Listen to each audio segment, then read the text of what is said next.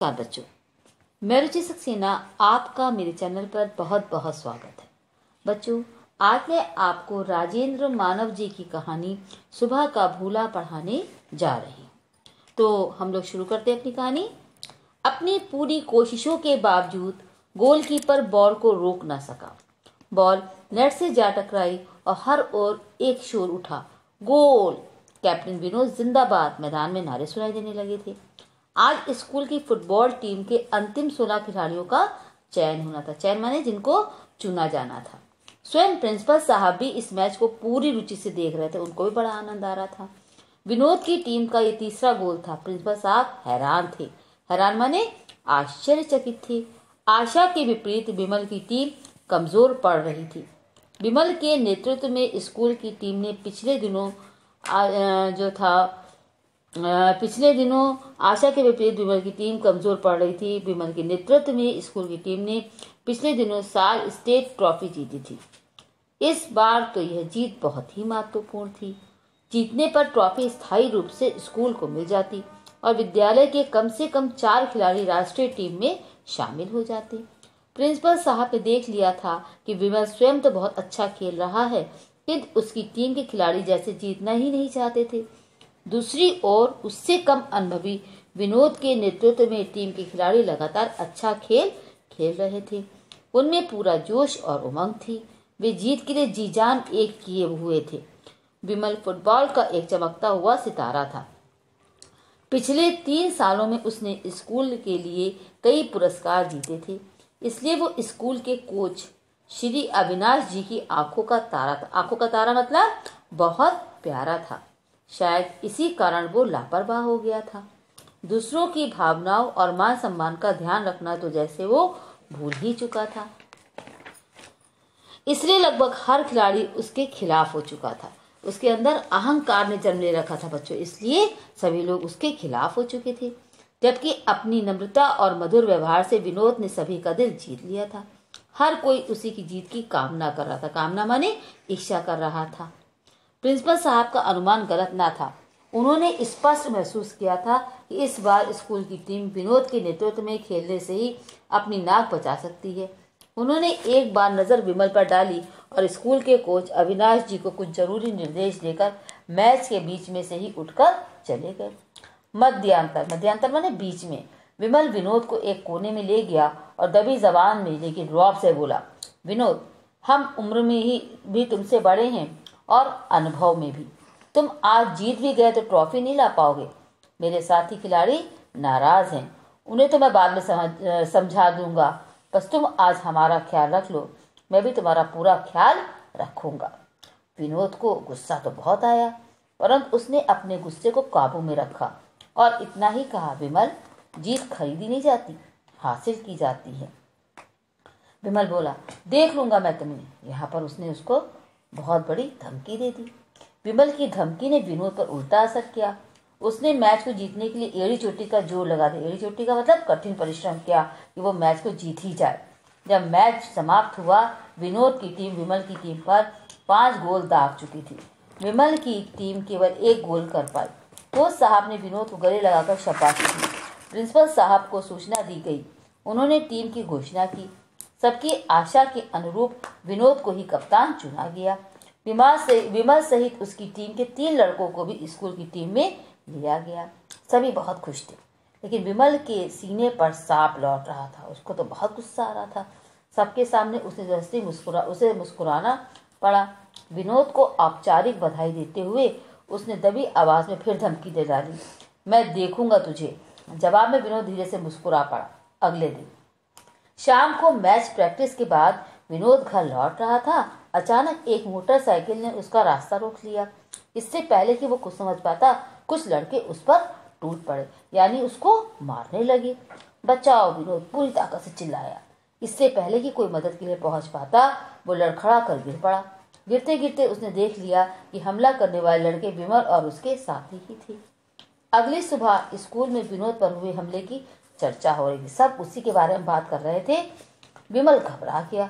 उसे इस बात का एहसास नहीं था कि विनोद पूरे स्कूल में इतना लोकप्रिय है। लोकप्रिय माने मशहूर है, प्रसिद्ध है।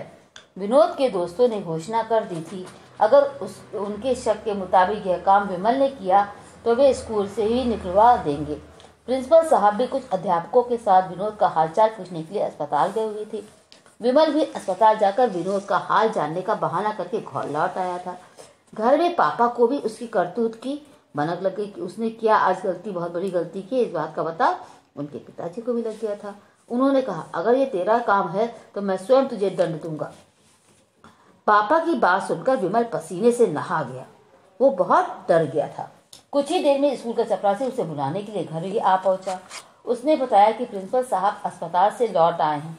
विमल को लग रहा था जैसे उसके पैरों के नीचे से जमीन खिसकती जा रही थी। बच्चों, जब कोई गलती करता है तो स्वयं उसे उसका एहसास होता है, तो वही उसी कारण विमल जो था वो बहुत डरा हुआ था। विमल ने ऑफिस के प्रवेश द्वार पर लगा पर्दा हटाकर देखा तो प्रिंसिपल साहब एक फाइल में कुछ लिख रहे थे। डर के मारे उसकी सांस ही सूख गई। बड़ी मुश्किल से उसने हिम्मत जुटाई और अंदर आने के लिए अनुमति मांगी। विमल के चेहरे पर हवाइयां उड़ती देख प्रिंसिपल साहब को जानने में जरा भी देर नहीं लगी ये सच क्या है, लेकिन उन्होंने कहा कुछ नहीं। विमल के लिए पानी मंगवाया। पानी पीकर विमल को कुछ राहत मिली। प्रिंसिपल साहब ने कहा, विमल, तुम्हें पता होगा कि विनोद को किसी ने बुरी तरह जख्मी कर दिया है, घायल कर दिया है। जी। बड़ी मुश्किल से वो इतना ही कह पाया। उसे काफी चोटें आई हैं, ठीक होने में काफी वक्त लगेगा। जी। विमल को जैसे कुछ भी सुनाई नहीं दे रहा था। उसे अपने आप पर गुस्सा आने लगा। तुम्हारा ध्यान कहाँ है विमल? प्रिंसिपल साहब ने उसे टोका। जी जी, कहीं नहीं, थूक निकलते हुए विमल ने कहा। हमने विनोद से बात की थी। उसने बताया तुम्हारी टीम के अधिकतर खिलाड़ी तुमसे नाराज हैं, वरना उसकी टीम नहीं जीत सकती थी। तुम तो उससे भी ज्यादा अच्छा खेलते हो, तुम्हारा अनुभव भी उससे ज्यादा है। उसने कहा है कि तुम चाहो तो अपने साथियों का मन जीत सकते हो, तुम्हारे सिवा कोई इस ट्रॉफी को नहीं जीत सकता। विमल के आश्चर्य की सीमा न रही कि विनोद ने उसके खिलाफ एक भी शब्द नहीं कहा, बल्कि उसकी तारीफ की। उसे अपने कानों पर विश्वास नहीं हो रहा था। कुछ कहने के लिए उसका मुंह खुला का खुला रह गया। क्या तुम्हें विश्वास है कि तुम कप्तान की जिम्मेदारी ठीक से निभा लोगे? जी जी। विमल को समझ नहीं आ रहा था कि वह प्रिंसिपल साहब की बात का क्या जवाब दे। वो पूछना चाहता था, क्या सचमुच विनोद ने ऐसा कहा है? लेकिन प्रिंसिपल साहब ने समझा कि वह अपनी सहमति जता रहा है, इसलिए बोले, अच्छा, मैं अविनाश जी को सूचना भेज देता हूँ, तुम जा सकते हो। Thank you sir. विमल बड़ी मुश्किल से इतना ही कह सका। वो वापस जाने के लिए मुड़ा। दरवाजे तक पहुंचा था कि प्रिंसिपल साहब ने उसे पुकारा, विमल सुनो। वो पलटकर उनकी मेज के पास आ खड़ा हुआ। देखो, मेरे बार बार पूछने पे भी विमल ने किसी का नाम नहीं लिया है, लेकिन मुझे पक्की खबर मिली कि तुम्हारा ही काम है। तुमने उसे धमकी भी दी थी। विनोद चाहता तो तुम्हें सख्त सख्त सजा दी जाती, पर उसने तो तुम्हारी सिफारिश की है। अब तुम्हें क्या करना है ये तुम सोचो। प्रिंसिपल ने निकलते निकलते उसको समझा दिया कि उन्हें सब कुछ मालूम है, लेकिन विनोद की सिफारिश के कारण उसको ये मौका दिया जा रहा है। विमल सिर झुकाकर चुपचाप बाहर निकल आया। उसकी आंखों के सामने विनोद का चेहरा घूम रहा था। मुस्कुराती सी दो आंखों में कितना अपनापन था, उसने कभी देखा ही नहीं था। वो तो उसकी विनम्रता को अपनी धाक समझता था। विनोद क्या, उसने तो हर किसी को अपने सामने छोटा साबित करने की कोशिश की थी। उसका मन रो उठा। जी चाहा भागकर जाए और विनोद को अपने गले लगा ले, रो रो कर उससे माफी मांगे, लेकिन उसके पैरों में जैसे बेड़ियां पड़ी थीं। मन उसे धिक्कार रहा था। उससे हिम्मत न थी कि विनोद का सामना कर ले। वो कुछ नहीं सोच पा रहा था कि क्या करे। अचानक उसे अपने मन में एक कोने में रोशनी की झलक मिली, जैसे उसकी नींद टूटी भूले हुए को राह मिल गई। अब उसे अपनी गलती का पश्चाताप हो रहा था। एकाएक उसे कुछ समझ में आया, जैसे भूले हुए को राह मिल जाती है, उसे ऐसा महसूस हुआ। शाम को विमल अभ्यास के लिए मैदान पर पहुंचा तो उसका व्यवहार देखकर सबको बहुत आश्चर्य हो रहा था। उसने आते ही अविनाश जी के चरण छुए, जो कि उसके अध्यापक थे। जबकि विनोद ऐसा करता था तो उसका मजाक उड़ाता था। अविनाश जी को आज एक नया ही विमल नजर आ रहा था। अविनाश जी ने उसके इस अनुरोध को मान लिया था कि उसकी टीम के उन 2 लड़कों को एक्स्ट्रा के बजाय खिलाड़ियों में रख लिया जाए जो जानबूझकर अच्छा नहीं खेले थे। उसने चुने हुए खिलाड़ियों में से 2 को प्यार और विनम्रता से समझाकर एक्स्ट्रा में रहने के लिए राजी कर लिया। अविनाश जी की चिंता दूर हुई। प्रिंसिपल साहब ने भी राहत की सांस ली। टूर्नामेंट में विमल की टीम ने अपना दबदबा लगातार बनाए रखा। अंतिम मुकाबले का दिन भी आ पहुंचा। फाइनल में प्रतिद्वंदी टीम भी बहुत मजबूत थी। जो उनके सामने टीम थी वो भी बहुत मजबूत थी। मध्यांतर तक किसी भी टीम को कोई सफलता नहीं मिली। दर्शकों का रोमांच लगातार बना हुआ था। ब्रेक के बाद मैच पुनः शुरू हो गया।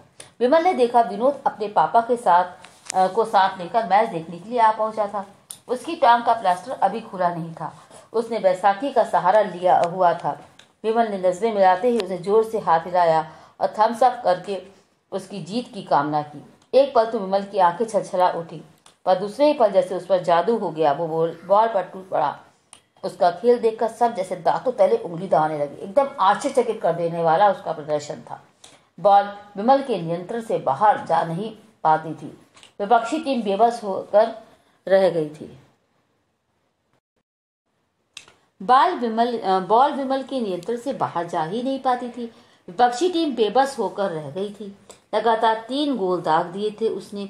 मैच समाप्त हुआ। विमल भागकर सबसे पहले विनोद से मिलना चाहता था, लेकिन उसके साथी उसे कंधों पर उठाकर मैदान का चक्कर लगाने लगे थे। इधर मंच से उसके नाम की घोषणा होने लगी थी। वह ट्रॉफी लेने के लिए मंच पर चढ़ा तो उसकी नजरें विनोद को तलाश रही थी। ट्रॉफी लेते हुए देखा विनोद बैसाखी का सहारा लेकर खड़ा था और जोर जोर से हाथ हिलाता हुआ अपनी प्रसन्नता व्यक्त कर रहा था। विनोद भी बहुत ज्यादा खुश था। उससे नजरें मिलते ही विमल ने मुस्कुराकर आंखों में उसका अभिवादन किया और हाथ में पकड़ी ट्रॉफी को ऊंचा करके उसकी तरफ बढ़ाया। वो कहना चाहता था, ये पुरस्कार तुम्हारा ही है, तुम ही हकदार हो इसके, मैं तो भूला हुआ था। यानी उसको अपनी भूल का पता चल गया था।